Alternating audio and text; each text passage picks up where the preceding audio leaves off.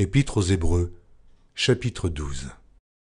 Nous donc aussi, puisque nous sommes environnés d'une si grande nuée de témoins, rejetons tout fardeau et le péché qui nous enveloppe si facilement, et courons avec persévérance dans la carrière qui nous est ouverte, ayant les regards sur Jésus, le chef et le consommateur de la foi, qui, en vue de la joie qui lui était réservée, a souffert la croix, méprisé l'ignominie et s'est assis à la droite du trône de Dieu.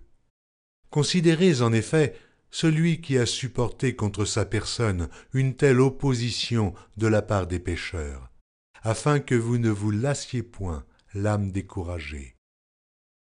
Vous n'avez pas encore résisté jusqu'au sang en luttant contre le péché, et vous avez oublié l'exhortation qui vous est adressée comme à des fils. Mon fils, ne méprise pas le châtiment du Seigneur, et ne perds pas courage lorsqu'il te reprend. Car le Seigneur châtie celui qu'il aime, et il frappe de la verge tous ceux qu'il reconnaît pour ses fils. Supportez le châtiment. C'est comme des fils que Dieu vous traite, car quel est le fils qu'un père ne châtie pas? Mais si vous êtes exempts du châtiment auquel tous ont part, vous êtes donc des enfants illégitimes, et non des fils. D'ailleurs, puisque nos pères, selon la chair, nous ont châtiés, et que nous les avons respectés, ne devons-nous pas, à bien plus forte raison, nous soumettre au Père des esprits pour avoir la vie? Nos pères nous châtiaient pour peu de jours, comme ils le trouvaient bon, mais Dieu nous châtie pour notre bien, afin que nous participions à sa sainteté. Il est vrai que tout châtiment semble d'abord un sujet de tristesse et non de joie, mais il produit plus tard, pour ceux qui ont été ainsi exercés, un fruit paisible de justice.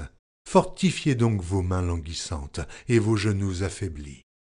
Et suivez avec vos pieds des voies droites, afin que ce qui est boiteux ne dévie pas, mais plutôt se raffermisse. Recherchez la paix avec tous et la sanctification, sans laquelle personne ne verra le Seigneur. Veillez à ce que nul ne se prive de la grâce de Dieu, à ce qu'aucune racine d'amertume poussant des rejetons ne produise du trouble, et que plusieurs n'en soient infectés, à ce qu'il n'y ait ni impudique, ni profane comme Ésaü, qui pour un mets vendit son droit d'aînesse. Vous savez que, plus tard, voulant obtenir la bénédiction, il fut rejeté, quoiqu'il la sollicitât avec larmes, car son repentir ne put avoir aucun effet. Vous ne vous êtes pas approché d'une montagne qu'on pouvait toucher, et qui était embrasée par le feu, ni de la nuée, ni des ténèbres, ni de la tempête, ni du retentissement de la trompette, ni du bruit des paroles, tels que ceux qui l'entendirent demandèrent qu'il ne leur en fût adressé aucune de plus, car ils ne supportaient pas cette déclaration.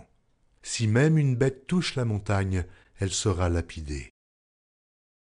Et ce spectacle était si terrible que Moïse dit « Je suis épouvanté et tout tremblant. » Mais vous vous êtes approchés de la montagne de Sion, de la cité du Dieu vivant, la Jérusalem céleste, des myriades qui forment le chœur des anges, de l'assemblée des premiers-nés inscrits dans les cieux, du juge qui est le Dieu de tous, des esprits des justes parvenus à la perfection, de Jésus qui est le médiateur de la nouvelle alliance, et du sang de l'aspersion qui parle mieux que celui d'Abel.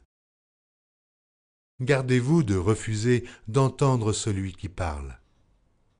Car si ceux-là n'ont pas échappé, qui refusèrent d'entendre celui qui publiait les oracles sur la terre, combien moins échapperons-nous si nous nous détournons de celui qui parle du haut des cieux, lui, dont la voix alors ébranla la terre, et qui maintenant a fait cette promesse.